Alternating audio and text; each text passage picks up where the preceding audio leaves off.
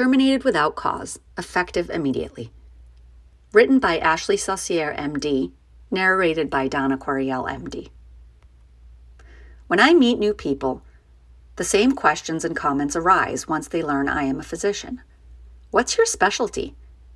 When they hear pediatric emergency medicine, I inevitably get the, "I don't know how you can do that," and "it must be so hard" comments.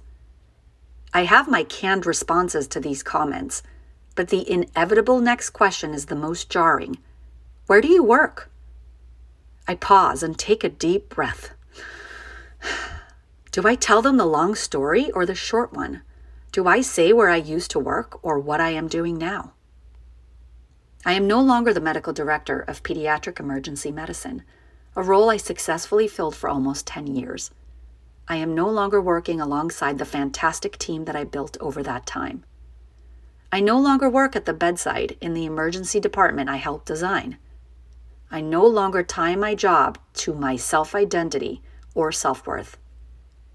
When I agreed to return to my home state after my fellowship, I did so as a clinician and department director. At the time of my unexpected departure, I was that department's longest-sitting medical director. I had no mentor, guidance, or office on my starting day. No problem, I remember thinking. I'm trained to expect the worst and hope for the best. I could do this. Since I had no formal training in healthcare administration, I sought out every opportunity to learn more about leadership. I participated in leadership academies, pored over emergency department management textbooks, participated in the administrative sections of professional societies, and even completed a master's in healthcare administration. The hard work did pay off. My physician and advanced practice provider staff were cohesive and had no turnover in the preceding several years. My team knew I heard them and would always advocate for the safety of the staff, department, and patients. Over my 10 years of leadership, our volume increased by over 20,000 annual visits. By the beginning of 2023, our department saw record numbers while meeting quality metrics. As a director, I had little administrative help while managing a team of almost 40 providers. My days started early and ended late, but my phone was always on. I was always on and available. In addition to the administrative duties, I also worked clinically, typically 8 to 10 shifts per month. Leaders cannot ask their teams to do anything they could or would not do themselves, thus the importance of being present and active in patient care. I staffed the emergency department every Tuesday and Thursday to make things easier on myself, fewest meetings on Tuesdays, and my staff. Thursdays were education days for all residents, leaving the ED attending and mid-level to shoulder the workload. All administrative staff knew that this was my schedule. I could make myself flexible the other 3 days of the week, but anyone could find me in the Peds ED doc box or running around the department during those 2 clinical days. On March 28th, 2023, a Tuesday, I was staffing the ED and remember it being another busy day. Patient volume and acuity were up. ED boarding hours were high during that time, often exceeding nurse staffing. Sometime in the morning, an email came across from an administrator for a mandatory meeting at 4 p.m. that day. I replied that I would likely not be able to attend. Although my shift ended at 4, I rarely left the ED before 5 to 5:30 p.m. I asked if we could reschedule for the following day, but this was not an option. I explained that I would try to make it as soon as I could that afternoon, but that my priority was the department and the patients I would need to disposition. I had written over 400 words on the fact of the meeting, but they are for my eyes alone. I can share that the required meeting, scheduled at the end of a clinical shift, was to terminate me without cause, effective immediately.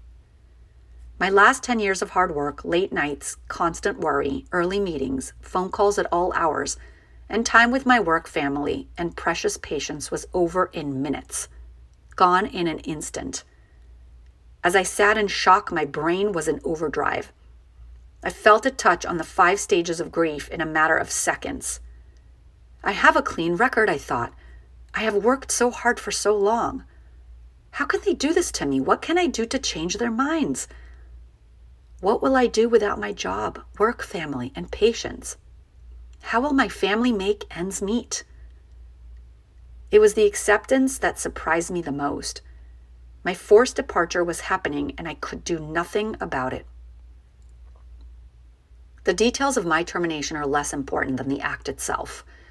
I know my value as a person and a provider, so I have felt comfortable sharing my story.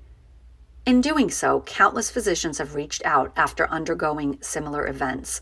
The fact that many physicians face termination without cause and due process was shocking. How many other physicians have experienced this? Even for termination with reasonable cause, physicians are often not notified of their deficiencies or perceived difficulties in the system ahead of time. Human resource departments throughout healthcare have become more institution-focused, leaving physicians vulnerable to unjust surprise terminations for unknown reasons.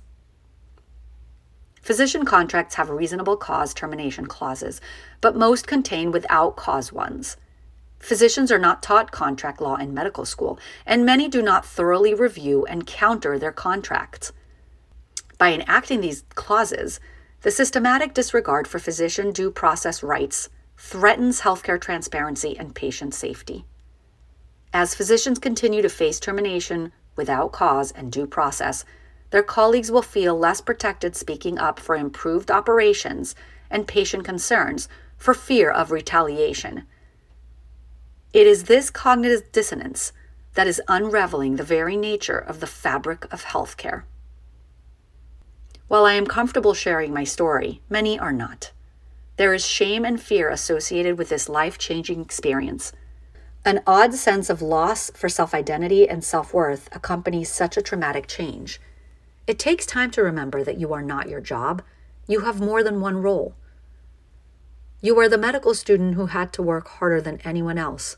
You are the resident who kept their head down and did the work. You are the attending struggling to find your place. You are the non-traditional fellow 3 years removed from residency ready to continue learning. You are the newly hired medical director prepared to do whatever it takes to improve the lives of your colleagues and your patients.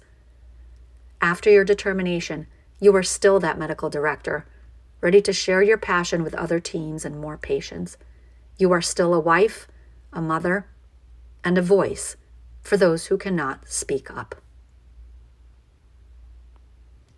This article was written by Dr. Ashley Saucier, pediatric EM physician, boy mom, educator, author, advocate, explorer, and expert manager of chaos. You can find this article on doctorsonsocialmedia.com and earn CME credit for reading it through CMFI.